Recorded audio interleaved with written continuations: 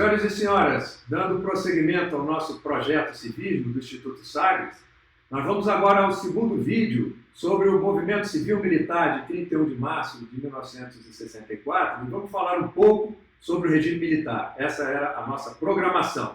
Então, lembrando o nosso objetivo, é que senhores e senhoras concluam se foi necessário ou desnecessário o movimento 31 de março de 1964 para impedir a tomada do poder por uma aliança comum sindicalista que envolvia João Goulart, Brizola e Luiz Carlos Prestes, líder do partido ilegal, o Partido Comunista Brasileiro. Esse foi, então, o nosso primeiro vídeo. Agora, no segundo vídeo, nós vamos falar sobre a reação democrática e depois chegaremos a algumas considerações finais. A reação democrática começou 6 dias depois com a Marcha da Família com Deus pela Liberdade, no dia 19 de março de 1964. Então, foi o início da reação democrática, um eloquente protesto contra o processo comunizante no país. Era o presidente da República que corrompia e rompia a Constituição Federal. E o que dizia a Constituição Federal de 1946 quanto à missão das Forças Armadas? Diziam que elas estavam sob a autoridade suprema do presidente da República, dentro dos limites da lei, que estava sendo afrontada pelo próprio presidente da República. É lógico que não seriam as Forças Armadas que poderiam tomar alguma atitude legalmente, mas o fizeram legitimamente e foram legitimadas pelo Congresso Nacional. No entanto, quem poderia ter feito alguma coisa para impedir que o presidente da República rasgasse a Constituição não tinha poder político para isso. Era o Congresso Nacional e o Supremo Tribunal Federal. Então era uma situação, era um impasse em que valeu a legitimidade, porque o movimento civil-militar de 31 de março de 1964 foi apoiado por grande maioria, a grande massa do povo brasileiro. A Marcha da Família com Deus pela Liberdade em São Paulo reuniu o empresariado urbano e rural, a ala conservadora da Igreja Católica, as classes, todas as classes sociais, os profissionais liberais, entidades e organizações de classe. Pensem os senhores o seguinte: numa cidade que em 1964 tinha menos de 5 milhões de habitantes, 500 mil pessoas foram para a rua para pressionar. Essa foi a maior manifestação já vista no Brasil. Relativamente foi a maior manifestação, haja vista a relação população-pessoas presentes na marcha. No dia seguinte, no dia 20 de março, o chefe do Estado-Maior do Exército, general Castelo Branco, emitiu uma ordem do dia reservada em que ele dizia: as Forças Armadas não são para defender programas de governo e sua propaganda, mas para garantir os poderes constitucionais, seu funcionamento e a aplicação da lei. Não são para declarar solidariedade a este ou aquele poder. Naquele momento, ali no início de março de 1964, essa manifestação do chefe do Estado-Maior do Exército foi um ponto de inflexão, porque a grande maioria da oficialidade era legalista e não admitia um golpe de Estado.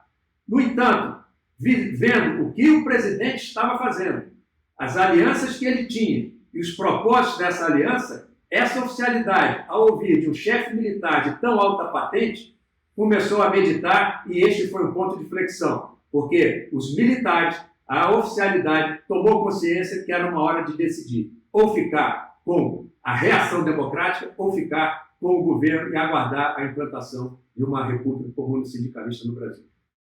A reação democrática em março de 1964. O Brasil era uma sociedade politicamente imatura, as instituições eram fracas, a sociedade era religiosa e conservadora, muito mais do que é hoje, e essa movimentação do governo, essa aliança com o Partido Comunista Brasileiro, subordinado ao Partido Comunista da União Soviética, o Partido Internacionalista, que não era nacionalista, criou uma desconfiança e insegurança no seio da sociedade e afastou do governo a classe média, a igreja, a imprensa, as Forças Armadas e a maioria dos políticos e da população do país. Houve, então, gigantescas marchas da família em algumas cidades e capitais do país. Prosseguindo, os militares legalistas, particularmente após a manifestação do chefe de Estado-Maior do Exército, que os militares legalistas constituíam o grosso das Forças Armadas, mudaram de posição.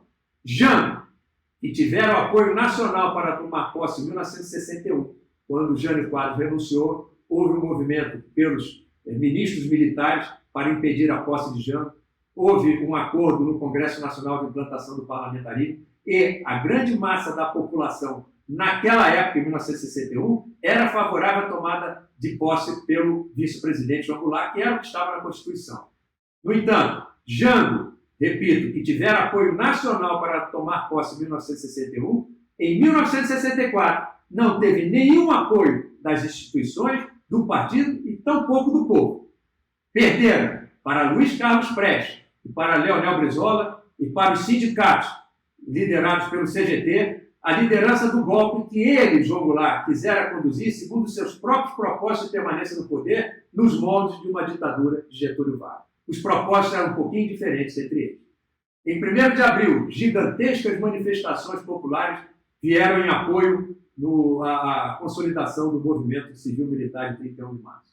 Então vamos ver agora, entre 25 e 27 de março, uma das causas principais que levaram à reação democrática para a deposição do presidente. No dia 25 de março, 1.400 marinheiros decidiram ficar no sindicato dos metalúrgicos até que a Marinha anulasse as punições aos dirigentes de uma associação de classe que estavam querendo implantar. Imaginem, senhores, um sindicato de militares. Totalmente ilegal. Então, 1.400 marinheiros decidiram ficar no sindicato até que a Marinha, no Sindicato dos Metalúrgicos do Rio de Janeiro, até que a Marinha anulasse a punição aos dirigentes dessa associação de classe que queriam criar. Eu fui testemunha, eu tinha 12 anos, estava na cidade passando e vi essa movimentação em frente aos sindicatos metalúrgicos. Os fuzileiros navais que foram mandados para controlar esse motim, eles aderiram ao motim. Eu vi jogando fuzil no chão, jogando partes do uniforme no chão, entrando no sindicato e aderindo ao motim. Foi então acionada a Polícia do Exército, que cercou e prendeu os amotinados. E vamos ver o que aconteceu após essa prisão dos amotinados. O ministro da Marinha exonerou o almirante Aragão, que era o comandante dos fuzileiros navais, que haviam aderido ao motim. Jango, o presidente da República, diante de uma quebra de hierarquia e disciplina, ele desautorizou o ministro da Marinha, mandou libertar os amotinados que estavam presos na PE e garantiu a anulação das punições que lhes foram impostas. E o reconhecimento de uma associação de classe, o presidente reconhecendo uma associação de classe, o sindicato militar. Isso é uma afronta à lei, é uma afronta à Constituição. E, como dizia a própria Constituição, as Forças Armadas eram subordinadas ao presidente da República dentro dos limites da lei. É lógico, não seriam elas que poderiam tomar uma atitude como presidente. Mas quem poderia fazer? O STF ou o Congresso Nacional não tinha poder para isso. Então, o ministro da Marinha entregou o cargo. Foi colocado outro de esquerda no lugar dele. Então, vejam os marinheiros e fuzileiros navais amotinados sendo soltos. A indisciplina, com o aval do presidente João Goulart, foi completa. Marinheiros amotinados, trajando suas fardas, comemoram nas ruas a vitória com o desfecho do episódio. Vejam, isso é admissível numa instituição militar? Pior, fizeram uma passeata na Avenida Presidente Vargas até a Igreja da Candelária, no Rio de Janeiro.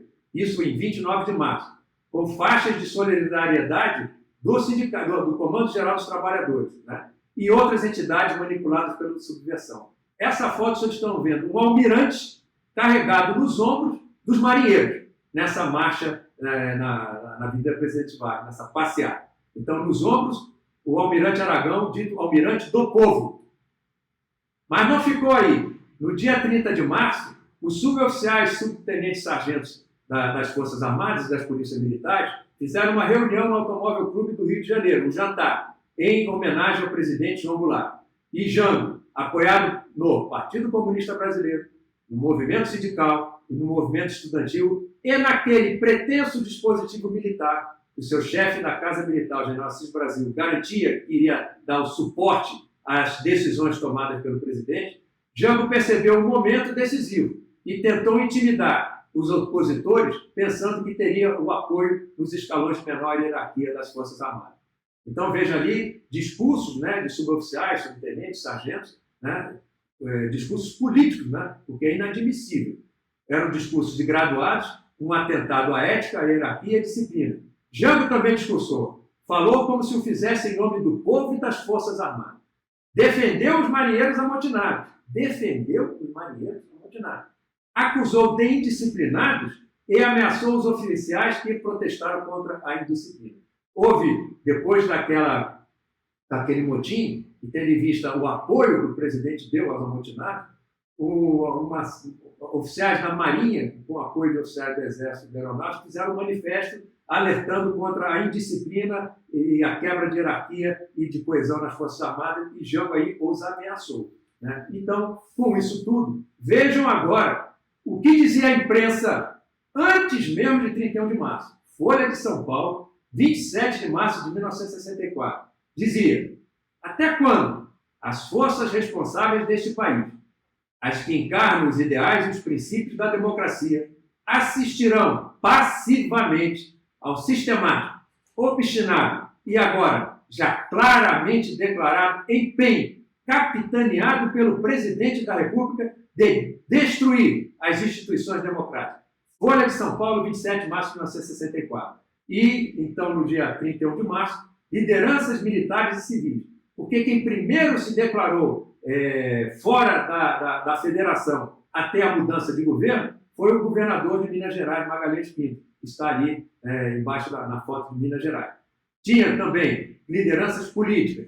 O governador do estado da Guanabara, Carlos Lacerda, Ademar de Barros, em São Paulo, e Ney Braga, no Paraná. E ali está o Comando Revolucionário em Minas, à esquerda, liderança civis e militar, o general de capacete Olívio Mourão Filho e Luiz Carlos Guedes de Queque. Esse, então, é o Comando Revolucionário que eclodiu em Minas Gerais.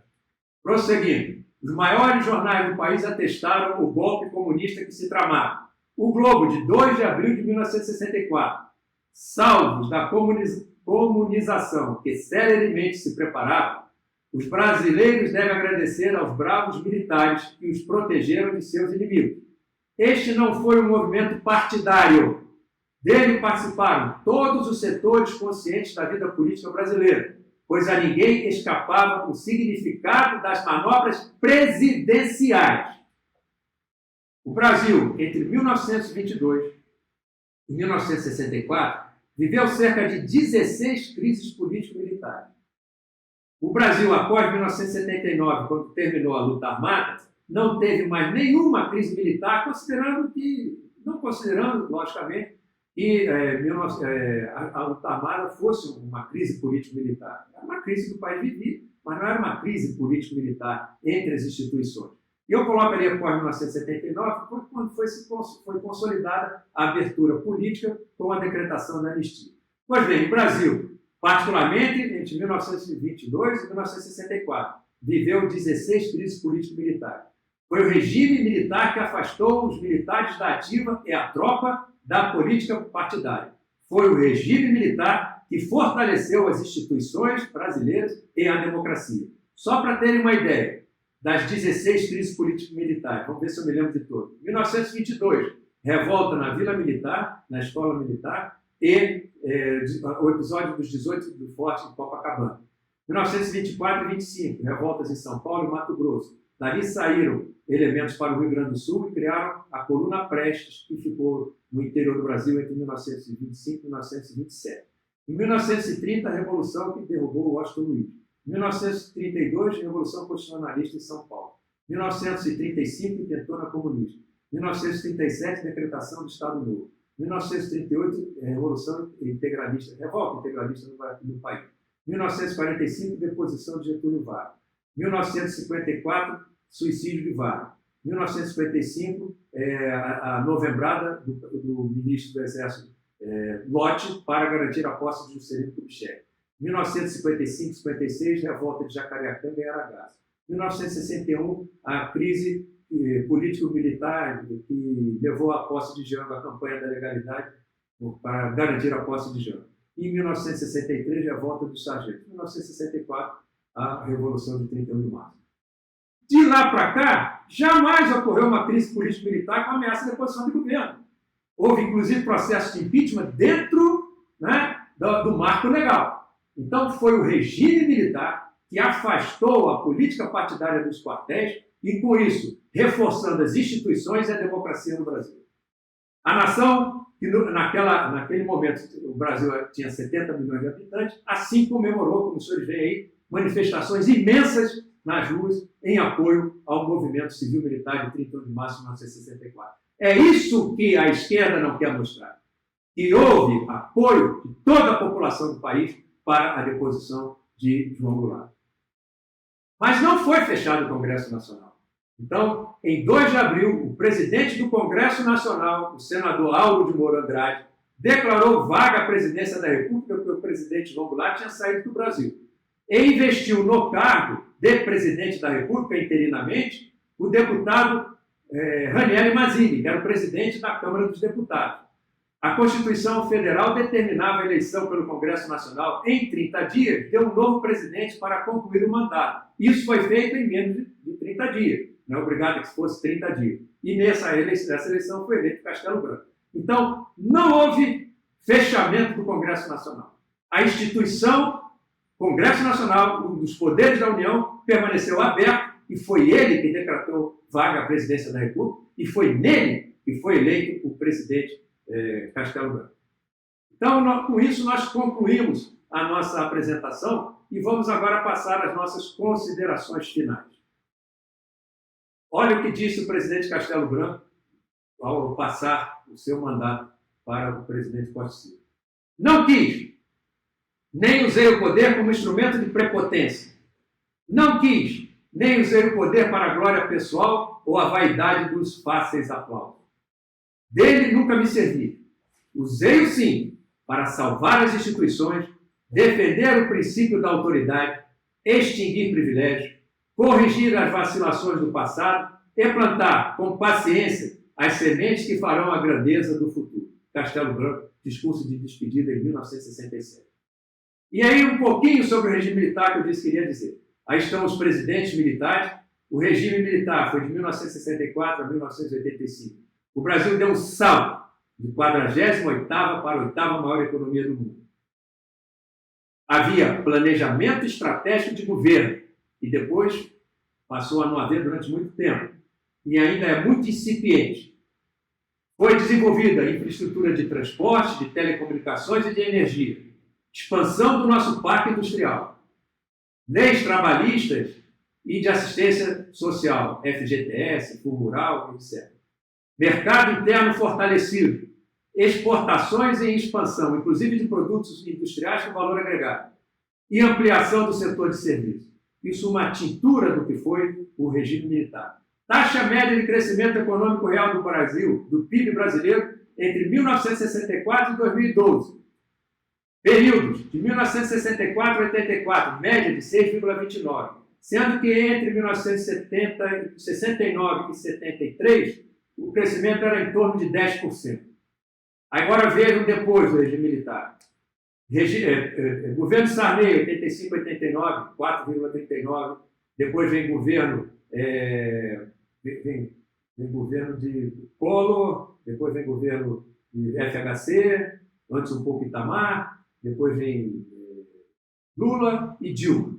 Olha a situação do PIB brasileiro como foi decaindo com a esquerda no poder. E piorou ainda em 2015, quando o PIB caiu 3,8%, e em 2016, 3,6%. A esquerda socialista fez o Brasil regredir. Prosseguindo, esquerdistas dizem que o regime militar foi uma ditadura. O regime militar não era democracia nem ditadura, ambas difíceis de conceituar com precisão. Foi um regime de exceção. Os próprios presidentes militares reconheciam que era um regime de exceção, tanto que eles falavam em redemocratização. Todos os presidentes militares tinham como meta preparar a redemocratização do país. Era um regime autoritário, sim, por limitar as liberdades democráticas, mas não totalitário, que as eliminaria, como o caso de Cuba, como o caso da União Soviética, como o caso da China comunista e dos então países da cortina de ferro. No Brasil havia eleições livres e partido de oposição, o MDB, hoje PMDB, Movimento Democrático Brasileiro. A plataforma do MDB era democracia já, de imediato. e da Arena, Aliança Renovadora Nacional, partido do governo, era redemocratização, sim, porém gradual e segura, sem retrocesso. Todos pregavam e queriam a redemocratização, mas que ela fosse, né, uma redemocratização que garantisse realmente o funcionamento de uma democracia estável no país. Jornais, revistas, músicas, festivais da canção e peças teatrais criticavam o governo. Tinha música de protesto, tinha festival da canção, tinha o Pasquim. Na imprensa, a oposição tinha acesso e falava. Cansamos de ver Ulisses Guimarães dando entrevista, colocando matérias na imprensa, ele e outros líderes oposicionistas. As livrarias vendiam obras de linha machista. Essas liberdades são impensáveis em um regime totalitário, como o de Cuba, como o da União Soviética, como o da China de Mao, que eram os objetivos da luta armada, implantar uma ditadura naqueles moldes. Esse era o propósito da luta armada no Brasil e que foi derrotado. Depoimento prestado no dia 3 de abril de 1997. Foi um depoimento de um político importante, a Ronaldo Costa Couto, e foi publicado no livro Memória Viva do Regime Militar Brasil, 1964 a 1985, da editora Record. Vejam o que disse esse político importante. Disse esse político prestando esse depoimento. Naquela época, se houvesse eleições, o Médici ganhava. A popularidade do Médici no meio da classe trabalhadora era muito grande, porque era uma época de pleno emprego e do milagre brasileiro, reconhecido por esse político importante. Milagre brasileiro reconhecido por ele. Eu acho que o regime militar, com todos os defeitos políticos, com todas as críticas que a gente faz, uma coisa a gente tem que levar em conta.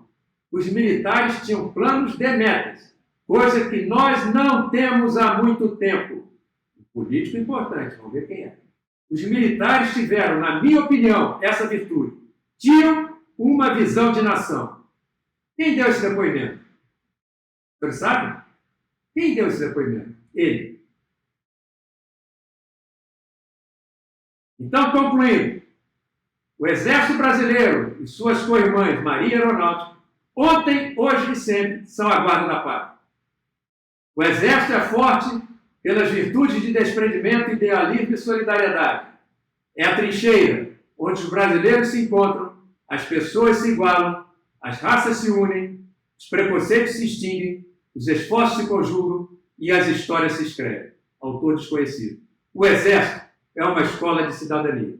Assim, então, nós concluímos com esses dois vídeos um histórico, né, da Revolução de 31 de março de 1964 para os senhores.